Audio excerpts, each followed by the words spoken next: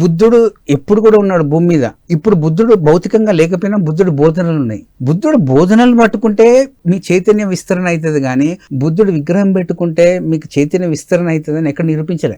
ఎవరైనా గురువు చెప్పిన బోధనని పట్టుకోండి. నేను అదే అంటున్నా, పత్రిజీ గారికి నిజంగా ఆయన ఇంపార్టెంట్ అయితే కనుక ఆయన డిఫరెంట్ గా జీవించేవాడు కదా.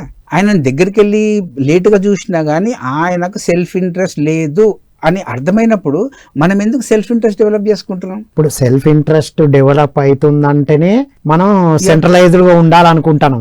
సెల్ఫ్ ఇంట్రెస్ట్ పోగొడితే డీసెంట్రలైజ్డ్. ఆ రెండు బయట లేవు సార్. అదే అంటున్నా, ఇప్పుడు నీకు భౌతిక శరీరం ఉండాలి, ఆ శరీరం నడిపించే చైతన్యం ఉండాలి. ఇప్పుడు ఏదంటే ఈ కన్ను ఇంపార్టెంట్, ఈ కన్ను ఇంపార్టెంట్ అని అడుగుతారు. అర్థమైందా? First balance important. బ్యాలెన్స్ నుంచి రెండు పదాలు నడుస్తున్నాయి.